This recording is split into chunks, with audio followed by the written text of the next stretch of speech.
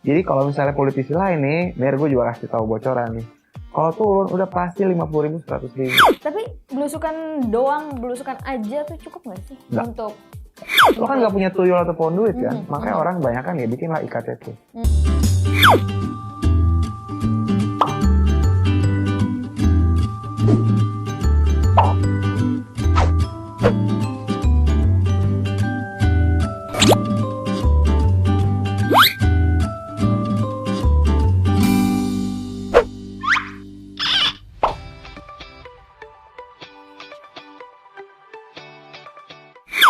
Masih sama Rian Ernest, sekarang kita mau tahu pengen masuk ke komisi berapa sih nanti? Dan Komisi berapa? apa aja yang ingin diperjuangkan sama Rian Ernest nih? Dalam pandangan gue, sebagai orang yang mengamati hukum tiap hari, kita hukumnya itu masih suka tajam ke bawah, tumpul ke atas. Dari risetnya gue, sebagai orang hukum gitu ya? dari riset gue sebenarnya ini udah ujungnya duit. Waduh. Gaji perwira polisi kecil, operasional Polres kecil. Jadi kalau biaya buat di Mabes level 1 gede, pengadaan apa segala macam pelatihan gedungnya juga tinggi-tinggi besar. Tapi Polres beda cerita. Ngomong-ngomong soal kursi panas ya, kan kita tahu sendiri Rian Ernest akan bertarung di, malah sedang bertarung di Dapil Neraka. Kenapa disebut Dapil Neraka? Guys, ada Putra Nababan, ada Bapak Menpora, ada Bapak Imam Nahrawi, ada Wanda Hamidah, ada Eko Patrio juga.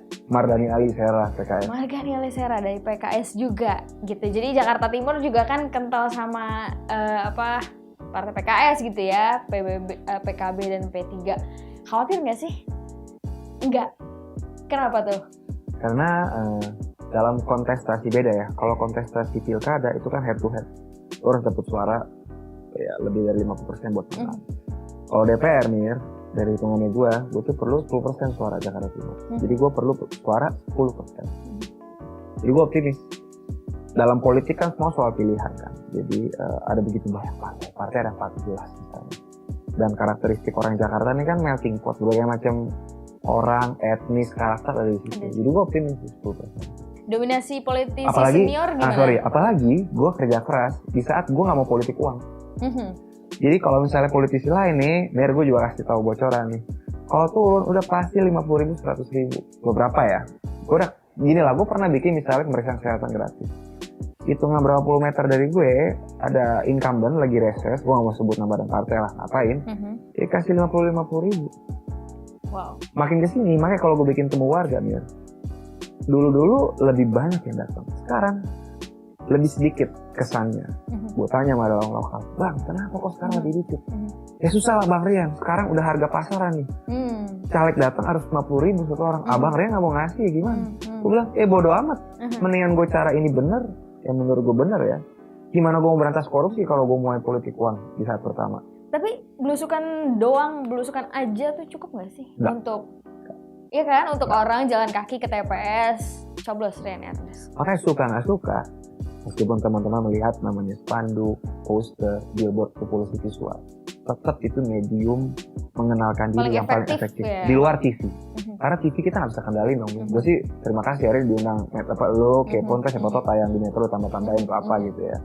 Tapi kan yang lain enggak. Makanya yang lain akhirnya ya alat peraga kampanye, spanduk dan billboard. Gue akan lakukan itu, billboard dalam waktu dekat. Belusukan doang nggak cukup. Dari survei udah mengatakan gitu. Karena kalau lo ngasih duit nih 100.000, 200.000 per kepala di DKI, dalam konteks pertarungan gue harus ngumpulin 20-30 M.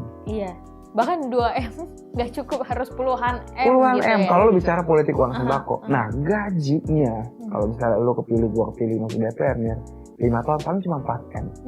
Modal lo 30 M, gaji lo cuma 4 M, lo tekor 26. Balik modalnya harus beberapa tahun. Lo kan nggak punya tuyul ataupun duit kan, makanya orang banyak kan ya bikinlah IKTP. Bikinlah pengadaan korupsi orang Al-Quran, bikinlah apa. Itu bikin negara kita tuh nggak baik kondisinya. Ya. Tapi dana kampanye itu kan juga memang untuk kampanye sendiri itu nggak murah gitu, butuh dana yang besar. Kalau dari partai sendiri bantu nggak sih ada? Untungnya partai politik dari level pusat ngebantuin gue juga. Jadi partai politik tapi nggak pernah dananya cukup sampai hari ini. Selalu fundraising lagi, cari dana lagi. Terbukti efektif nggak sih fundraising tuh? Ini budaya yang belum begitu diterima. Dibandingkan misalnya Amerika gitu ya, negara demokrasi maju, mereka udah terbiasa gitu terbiasa. Ya. Ini kita masih pelan-pelan sih menciptakannya. Tapi animonya terasa betul. Jadi mungkin hype-nya belum gede banget kayak wow gitu. Kalau kayak Obama kan bisa mengumpulkan jutaan dolar gitu dalam waktu singkat. PSI sih belum. Tapi akan kelihatan nih kalau orang yang datang acara fundraising PSI itu punya hope nih. Yang anak muda yang mau tampil, tapi tahu tampil itu kan butuh cost. Ada cost, butuh biaya, butuh duit gitu kan. Kita bantu deh. Lumayan. Makanya gue bilang ada hope lah dari Republik ini politik yang bersih. Hopefully, tapi kita mau tahu kalau sponsorship dari partai sendiri bentuknya seperti apa sih? Kalau misalnya ada nggak sih tokoh-tokoh yang memang secara langsung nge-funding PSI sendiri ya, kita lagi ngomongin PSI, dan Bapak Dewa Pembina kayak Pak Jeffrey Giovanni itu ikut ini nggak sih, ikutan andil untuk funding ini? Jadi sumber partai gue nggak tahu pasti karena bukan pengurus pusat. Tapi yang pasti yang bantu kita mulai dari fundraising kecil-kecil ya, orang nyumbang 100.000, 200.000 atau yang misalnya pakai kartu sakti. Jadi kartu sakti itu sifatnya orang beli nanti bisa, gue lupa konsepnya ya, tapi kita jual itu. Lalu ada kayak sakti, ada namanya kartu sakti. Ada kartu sakti, jadi lo kayak semacam subscribe. Lo bayar tiap periode berapa kali, nanti lo dapat informasi dari kita. Ini progres caleg kita, ini lo program kerja kita, bla bla bla. Pak Jeffrey Giovanni pembina kita. Gue yakin banget beliau itu pasti udah membantu kita juga, dan biaya nggak sedikit. Sure. Jadi kalau Rian Ernest story-nya apa? Tadi udah disebutin belum sih? Dari dulu gue suka politik dan gue dari dulu benci korupsi. Karena menurut gue ya kita semua paling nggak punya. Kita tinggal di negara yang korup banget gitu kan? Iya, paling nggak gini kan, kita ngerti konsep etika dan gue juga paling kita punya agama lah ya, punya pegangan. Ada nggak sih agama yang bilang bahwa nyolong itu boleh? Kan nggak ada. Menurut gue korupsi itu bukan cuma bicara ya bangun jembatan retak dikit, jelek, bukan itu. Sebenarnya lu merampas haknya lu, bahkan merampas tumbuh kembangnya anak. Gue jadi bilang terus, itu gue marah banget gue marah. Story yang akhirnya mengubah jalan hidup. Memang akhirnya gue kecemplung nih, ampun kecemplung deh. Tapi gimana, gue gak bisa kontrol takdir kan. Tapi itulah kecemplung abis gue. Kecemplung abis, tapi kecemplung abis kita masih mau lihat seberapa dasar nyemplungnya ya. Tapi kita sambil jalan-jalan kali ya. Iya bosan ya? Boleh. Yuk jalan kita, yuk.